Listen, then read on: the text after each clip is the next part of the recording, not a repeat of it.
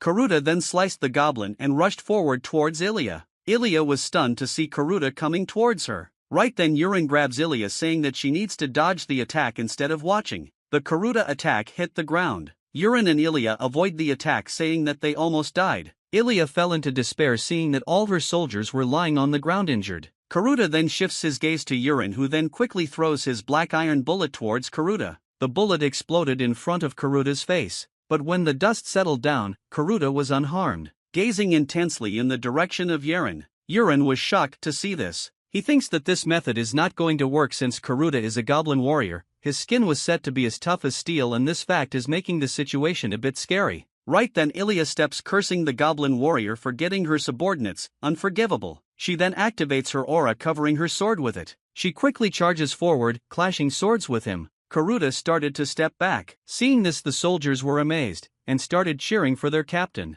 Yurin was also shocked to think that Ilya's sword Empress trait is overpowered, as it is still early in the novel, but to push Garuda this far is still an achievement. Ilya attacks started to work on Garuda as his steel-like skin is being cut. Garuda, noticing this, looked at Ilya with anger. He then roared aloud, sending a wave of his aura. Ilya, seeing this, was stunned, asking how come a mere goblin using aura? Garuda then looks at Ilya, swinging his aura blade at Ilya. Ilya was having a hard time blocking that attack. Her sword breaks and she flies backwards, falling on the ground. The soldiers rushed towards her, checking her conditions. In the original novel too, Ilya also was defeated by Garuda. Ilya admits that at her current level, she cannot beat that monster, telling the soldiers they have to run. Garuda was slowly stepping toward them with his blazing aura. Suddenly Yurin came in front of him. Garuda confusedly looked at Yurin. Yurin pulled out a dagger in his hand and threw it directly at the goblin. Garuda swiftly intercepts it with his blade. Seeing that his direct shot dagger got destroyed in a single blow, Yurin's expression turned into shock and fell silent. Karuta stepped forward but suddenly noticed a small bullet which was stuck in his left shoulder armor small gap. The bullet exploded and Karuta shouted in pain and agony. Goblin's shoulder got injured, blood came out of it. Yurin walks toward Karuta saying that the first one I threw was a fake. You could not see the one I threw from behind because you were busy blocking the first one. He said that his skin may be steel but not every part. Yurin views with his creator eye the weak spot of Goblin in the cracked armor. But the crack was so narrow that he had to throw multiple bullets. Hearing this, Goblin warrior got shocked. He then swiftly comes in front of Yurin. Karuta quickly swung his sword at Yurin, but Yurin dodged it, taking a step backward. When the Goblin's swing left a room for Yurin to throw a bullet at him, it explodes and the Goblin shouts in agony again. Yurin asked him if he pissed him off, saying that he had no intention of getting caught. But Karuta ignores Yurin and starts looking around. Then his eyes catch Jiranox, who was watching the fight from the side. Karuta turns toward Jiranox. Yurin watches this and realizes what the Goblin was trying to do. Yurin shouts to stop him,